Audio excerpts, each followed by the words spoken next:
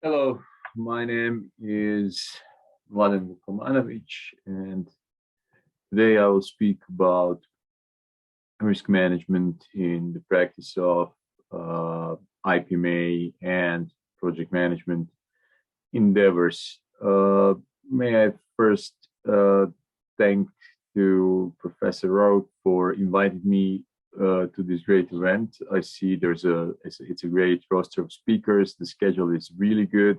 I really like the topic of project management towards the resiliency and recovery. Especially this is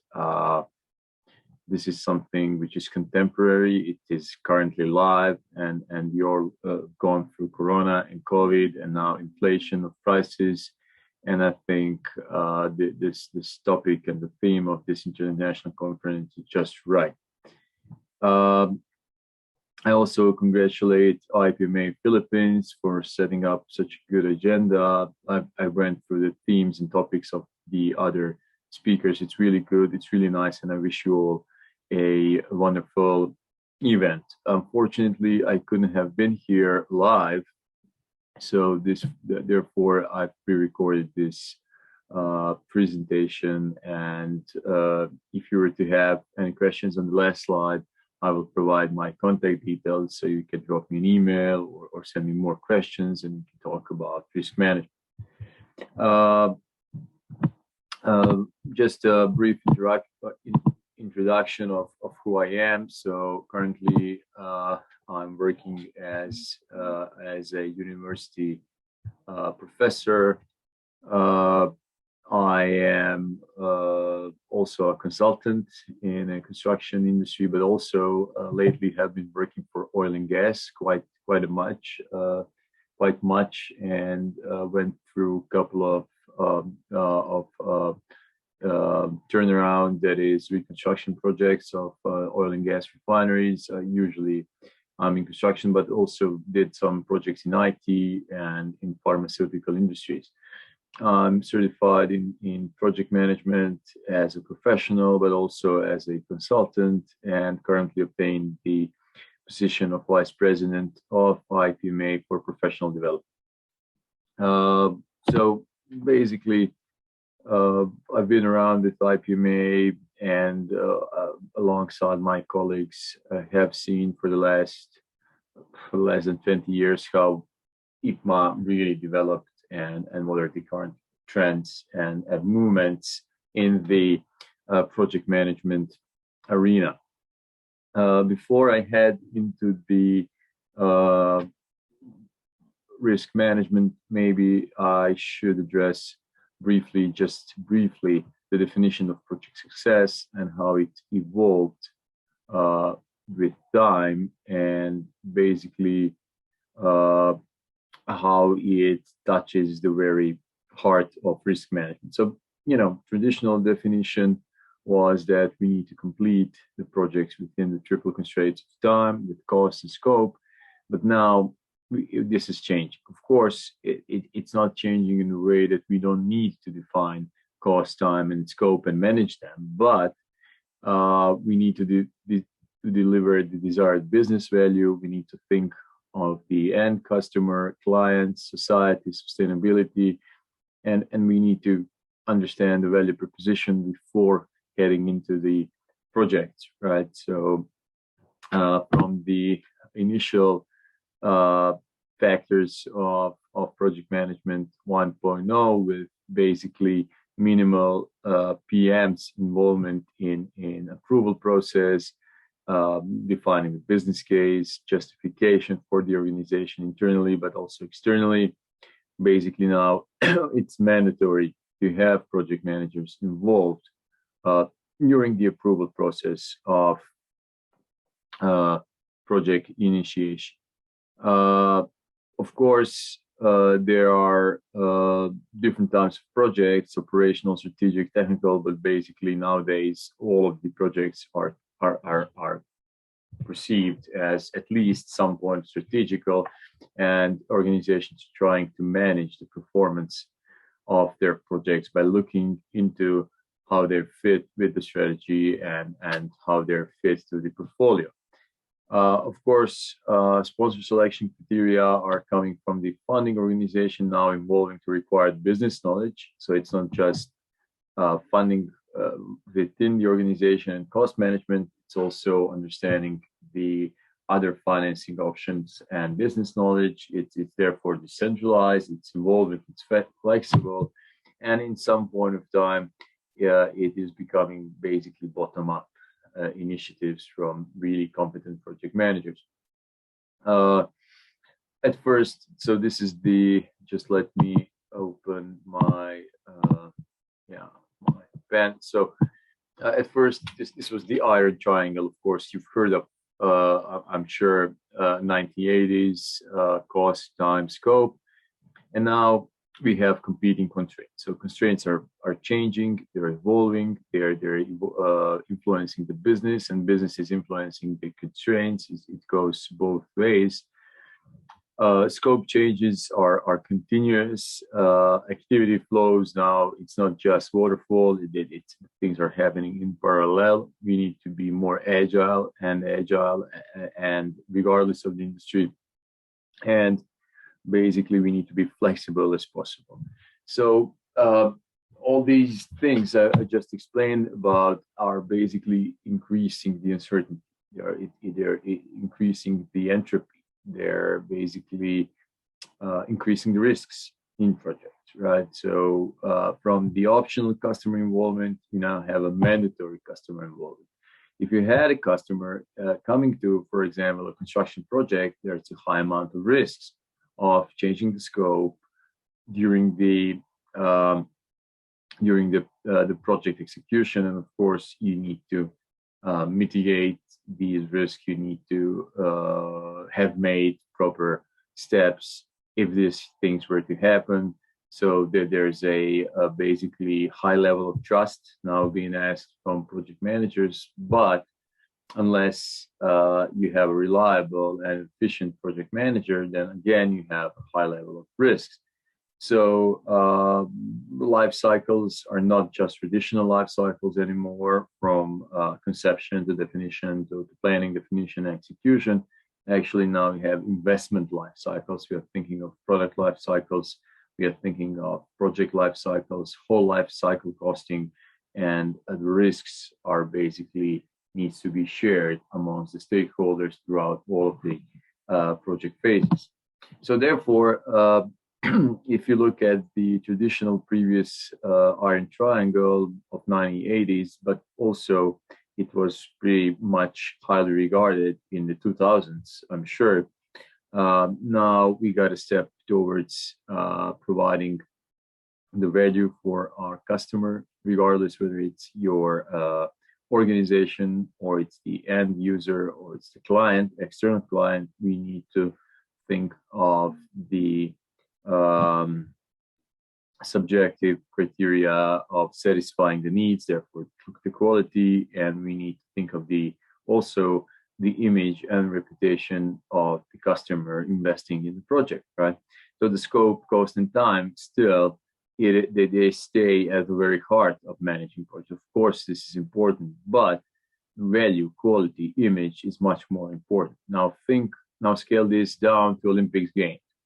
Olympics Games, if you read the literature and not just scientific, but also magazine, always had this issue with costs and time and quality. Of course, time was of the essence because they had to fix a deadline, but the cost was always pumping up and bursting and basically hitting the ceiling and then, to the roof.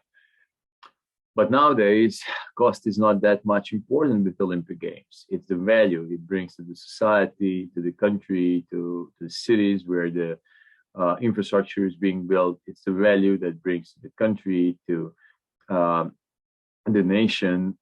It's the image, the reputation, which is increasing, right? So yes, it is scope, it is cost and time, but there are much important things than just looking at cost, scope, and time. So of course, we need to think of the iron triangle, but this is not the very point. Right? What you could have seen from these pictures, it's always that with the change of scope, changes of cost, changes of time, but also with quality, value, quality, and image, it's always the risk which is inherent and it's imminent to every project, and it's in the middle of each triangle. So, I mean, if there were no risks in a project, then project wouldn't be, in my point of view, wouldn't be considered as a project, because everything would be certain. We would have known how things would proceed, and basically one plan could fit them all. Similar projects, for example, constructing a building or building a ship, a large vehicle. So basically, risks and uncertainties and probabilities is something actually that is crucial for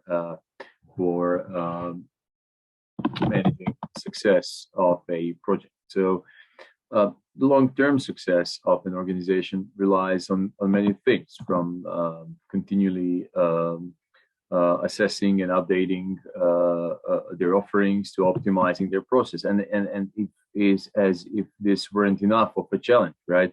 So they also need to be account for the unexpected in managing risks. So as you can see, risks and opportunities, they include identification, assessment, qualitative, quantitative, mitigation, planning, so that's response planning, and also then monitoring and control of these risks, right? But it's not just the risks, it's also the opportunities, the positive sides of an uncertain event. So basically, risks and opportunities go hand in hand. So risks and opportunity management help decision makers to make good choices, prioritize actions, distinguish among alternative courses of action, and it's an ongoing process. So basically, all these processes of risk management, stakeholder management, scope management, it's always an ongoing process in project management. So of course, it needs to be planned, it needs to be assessed, it needs to be prioritized according to the risk magnitude, but then it needs a constant monitoring and controlling, and if needed, replanning and going to the square one.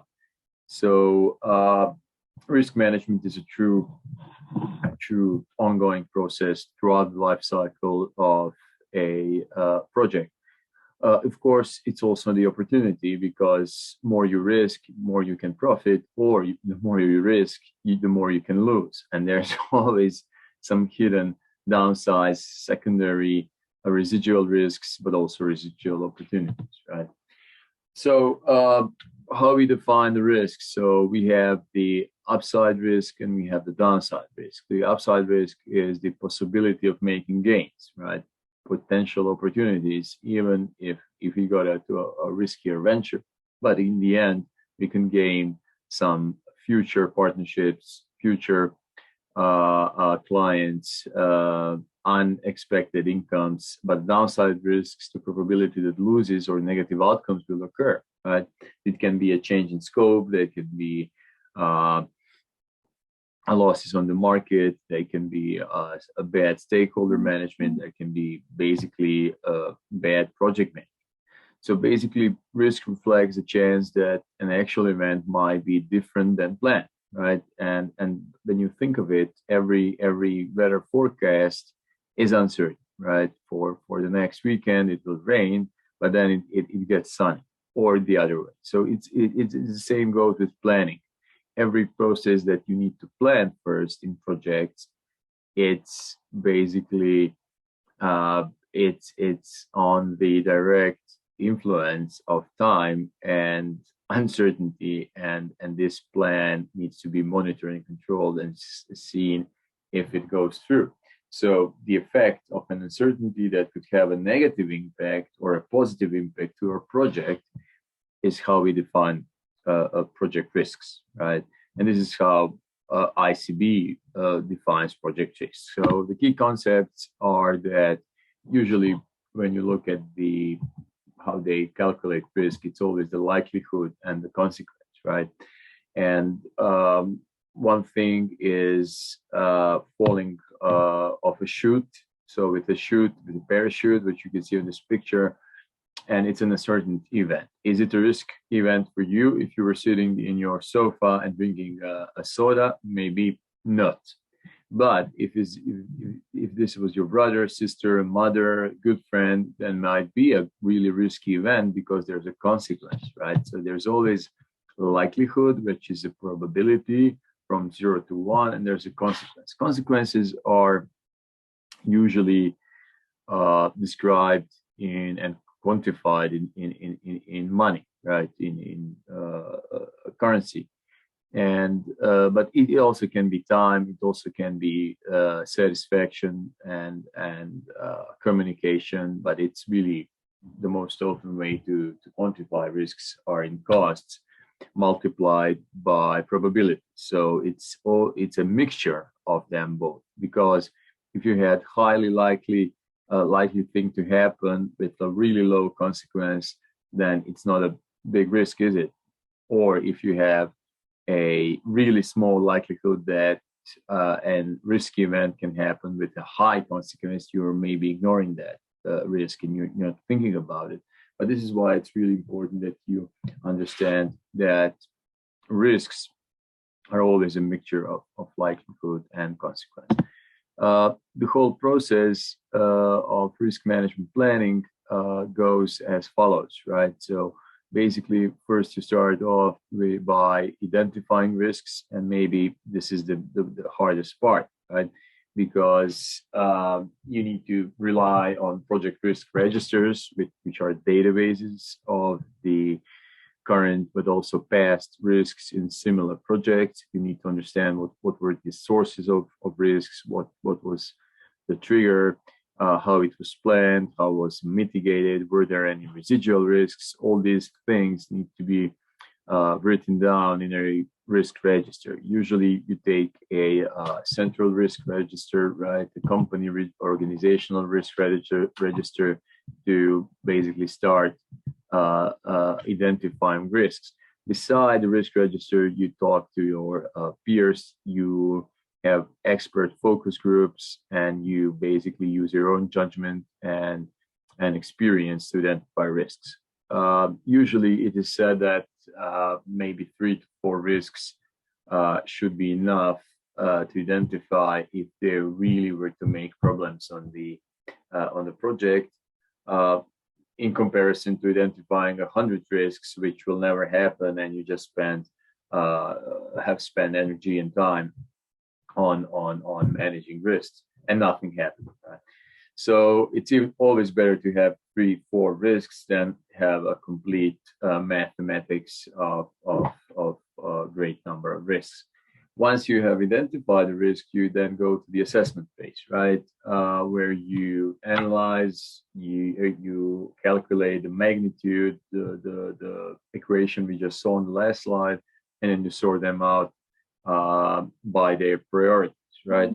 Whether you do this in a quantitative way or you do this in a qualitative way, it's just a matter of approach. Every method has its use, and it's never ideal. It's always optimal in certain situations. I will explain this later during the following slides.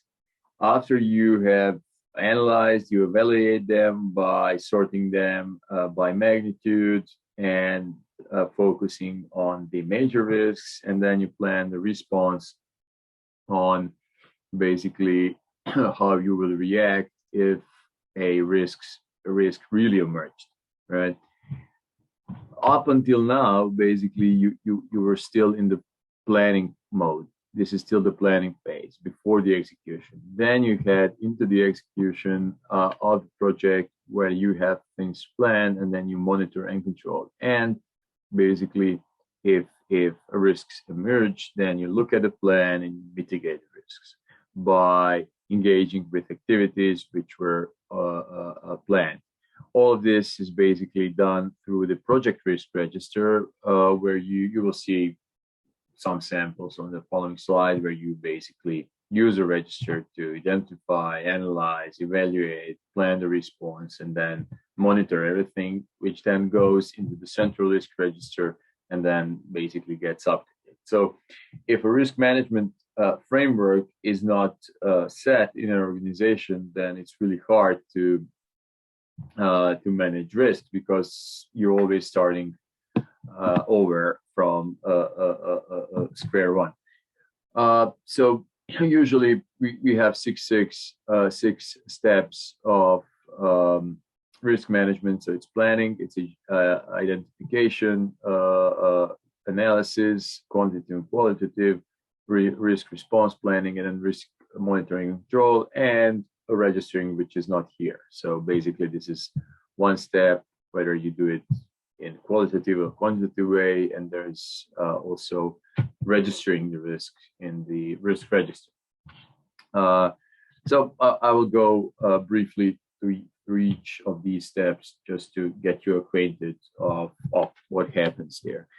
So basically, the inputs to the planning is the environmental factors, the enterprise factors, business case, organizational process, assets, scope statements, project management plan, the business and the value and the image, everything you could have seen from the new updated iron triangle. And basically, you have meetings, you have analysis, you go to the risk register, and you basically are trying to provide a risk management approach. Of course, you look at the past probability and impact matrices. You look at the risk breakdown structure, RBS, in order to find technical, organizational, project management, and some other sources of risks. But you're still not identifying, you're just trying to understand what would be the process of managing risks at your project, right? The next step is identification, which then basically in the identification, you're trying to really identify risks for your project. Of course, you need to understand the scope. You need to understand the scope statement. You need to understand the uncertainties. You need to understand the complexity of the project, and you need to understand the context and the strategic arena you're fighting in, right, in your project. So this is what you use to identify risks. Of course, going back to the slide of before, of course, you're checking the risk breakdown structure, whether the sources of risk come from technical, organizational, project management, whether they come from funding, from estimates, from scheduling, from limited design time or bad specification. And you're trying to do all of this to identify risk. Of course, you also do the focus group, the expert groups I talked about earlier, to find the cause and effect diagrams, to have problem trees, to basically understand potential causes, what would be the potential effects, and how you can basically deduce the final problem or an outcome of a risk, right? So this is all important during the identification. Of course, the third thing I talked about earlier was the risk register, right? You go to the risk register, for example, State Register of Ministry of Finance. You go into the project, which is of a similar size, similar innovation, technical aspects, and similar being done in a similar environment, and you look at the risks that this team had during managing while managing that project, and you focus on the high risk, on the medium risk, on the low risk, and you understand and you ask for the sources, you look for the triggers, and all of this basically you look before you identify the risk, because the output of this phase needs to be the risk register, which has at least some identified risks, where you can then use the quantitative or qualitative analysis for evaluation. The next step, of course, then it's the after risk identification, the next step, of course, is the qualitative risk analysis, or quantitative. First, I will show the qualitative and then qualitative, because you want to know what was the magnitude of these risks, and how you can sort them out by priority and then attend to the most risky ones, right? The qualitative analysis is the easier one. Usually it relies on these probability and impact matrices, where of course you have the threats, which are the minuses, and opportunities, which are the pluses. And basically you focus on the probability of a identified event, and you focus on the impact, which is the basically consequence, right? And you do the same for the minuses and the plus. What you can see is that the zones, right, are basically divided on the upper right hand and the lower left hand, which basically explains that it's the combination of the probability and impact, or likelihood and consequence, a different definition, which is important for managing risk. This is qualitative analysis, and in my experience, really works well. It's never 100% precise. This, I just show you another example of likelihood and consequence. It's not impact and probability, it's likelihood and consequence, and some different scales. So scales are always qualitative. They have some fidelity, health and safety, for example. They have their descriptive scales. They're not precise, and you just put them to different zones, 1, 2, 3, 4, 5.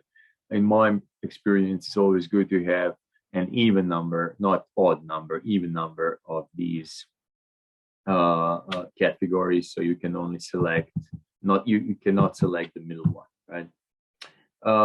After doing the qualitative, if you have a frequency, a statistical frequency of occurring events, then basically you can do the quantitative risk analysis, where you don't do the descriptive levels of magnitude or likelihood or consequence, but actually you have real data on frequency of occurring events, and then you use these distributions of statistic distribution to quantify the probability of an occurring event. Of course, I think this is really the hardest part, and I really don't recommend doing this unless you have really good data, because if you, as they say, you put garbage in and you get garbage out. Of course, there are a lot of software provided by many companies who basically offer you great analytics, great curves, great graphics for quantitative risk analysis, but you always have to think whether this quantitative analysis relies and is founded on good roots, on good foundations, and has good data, right? So, for example, what I have found in my experience is that maybe in scheduling, for example, we can use quantitative analysis, for example, to address projects. So this is, for example, was done in PERTmaster software, where we use Monte Carlo analysis to simulate different duration of different activities, and then try to calculate a permutation of all different positions in different durations of activities, and come up with a final quantitative analysis of a probable deadline, right? So basically, without a probability in scheduling, our deadline was basically, let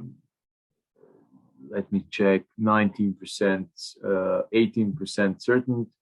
And when we moved it for a month and a half, then we basically increased the probability to 85%. How we did that is basically we said that some of the activities in the schedule were not determined by a fixed duration, but actually are probable, and they span, for example, from 15 days to 25 days. It's not just 20 days. So the software then calculated all of the iterations.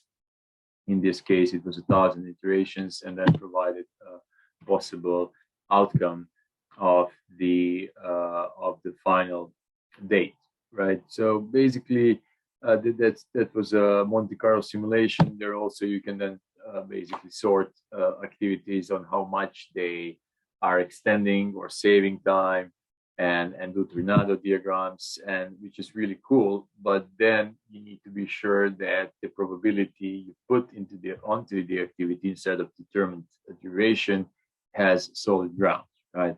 Also, when you look in cost, basically, you can by looking at the statistics of how much estimation is correct during the early phases, you can find that almost there's 100% of variance, minus 25 plus 75 of cost estimate error range, right? From the initial plan. And then when you have the budget, you still have a 35% of the variance. And then when you have a definite design before execution, you still have an 18%. So this is the 18% of the variance, right? So when you think of how much basically variance there is, it's really I think logical to try to think of the risks, try to analyze them, and try to minimize the damage. The quantitative analysis can be also put to finance, to calculation. Here, what you can see is basically a cost-benefit analysis, CBA, for a hotel project I worked on, and basically there was a projection of incurring incomes and outcomes in the future years, which would then break even the final investment. Of course, if you can use this qualitative analysis to basically assign the uncertainties to some of the revenues and costs, and then figure out the net present value and the years you break even, but how much they're certain, right? Of course, I again say that quantitative analysis is very, in my point of view, very limited. And if you don't have real good data on basically how it is the occurring frequencies and why and how you came up with data, and you're just fixing numbers on good software, then I really recommend not doing the quantitative analysis, right? So the next step after you have identified and then analyzed risks, then we come to risk response planning, right? We're still in the planning mode. You still have to manage risks, and you need to plan the process. So you have different strategies on managing and planning risk. You can avoid risks, of course. You can transfer to another party in the project. You can mitigate by providing more activity, more effort, more resource to the risky activity. Or you can accept that if it happens, then it happens. Of course, you can never cancel the risks. The risks will always happen, but you can put more effort to minimize the risk. You can transfer the risk on another party, so when it happens, the other party takes the risk. Of course, this will cost you money.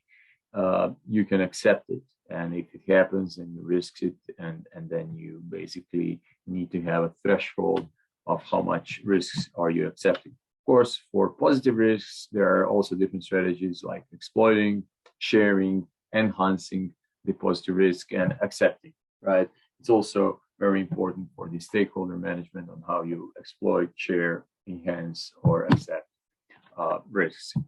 And then before the monitoring and control, you need to update your risk register and have risk descriptors. There's like 6 risks here with potential consequences.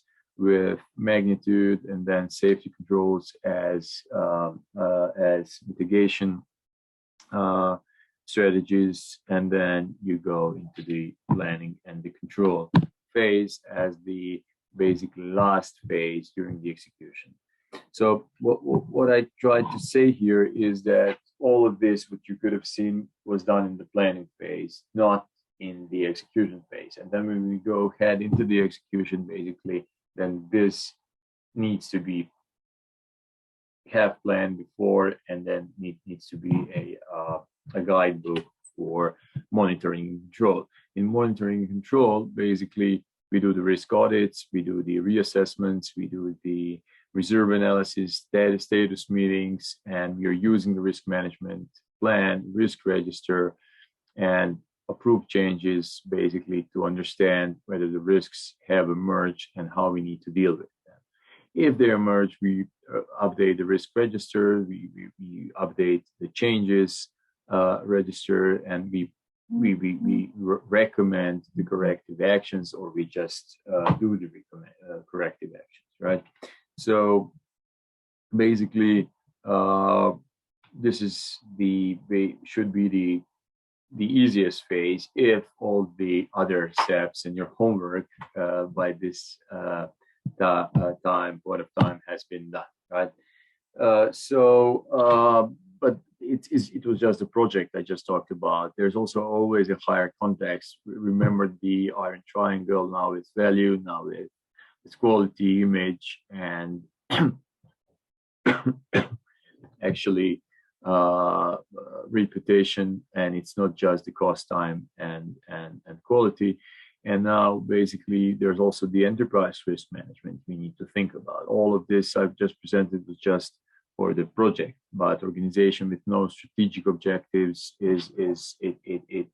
it encounters risks in business, every business activities. And with it has been proved that organizations with a clearly defined strategic objectives, which are strategically focused, a portfolio set, is more likely to manage potential risks than the one who haven't decided on their strategy.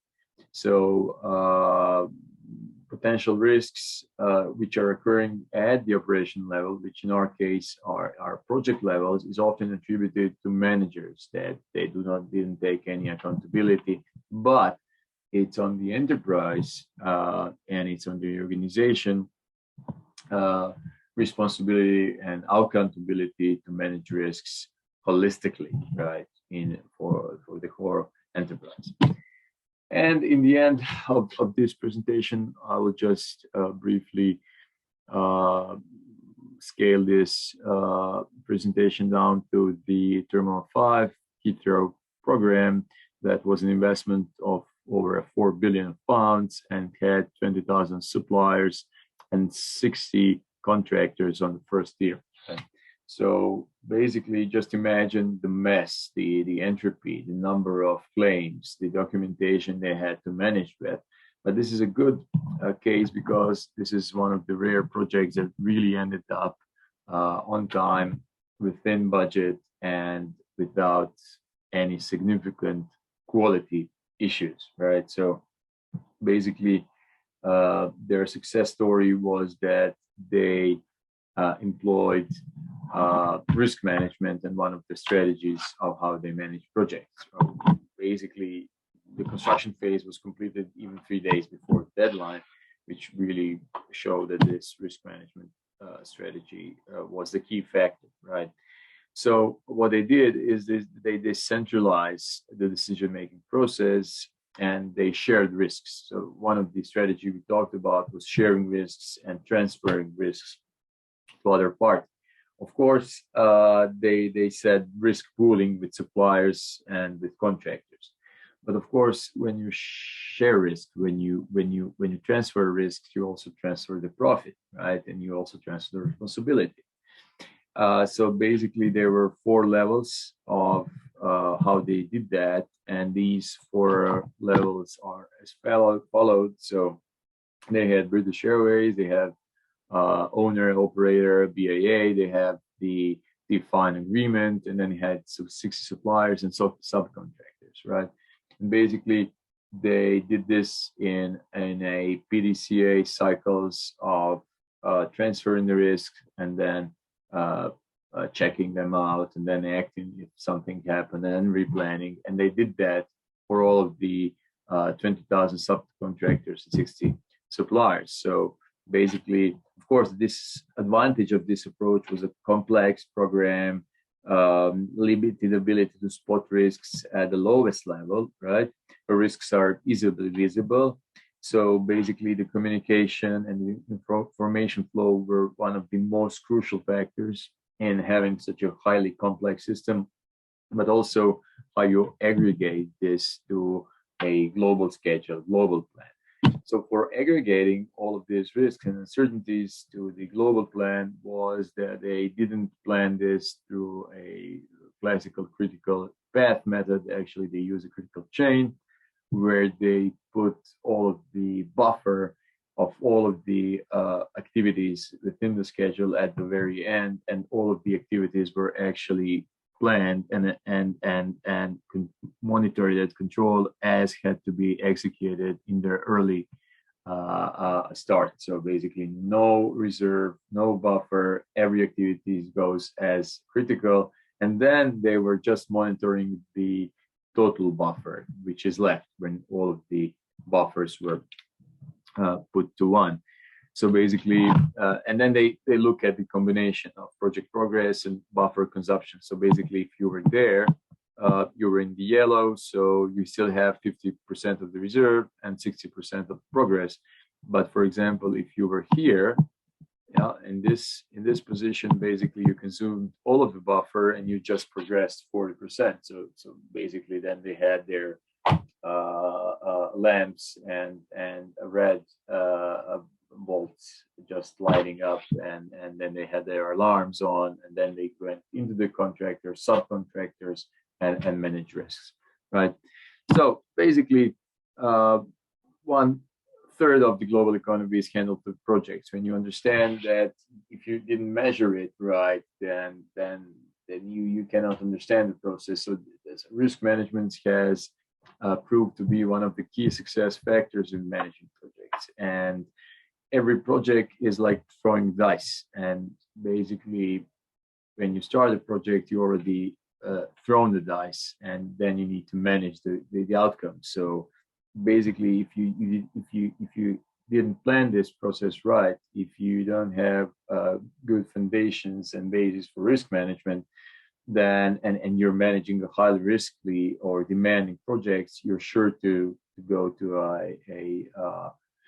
downside effect, a pitfall, and you will need to basically spend more effort managing those risks than if you went planning it from the very start. So thank you for your attention. I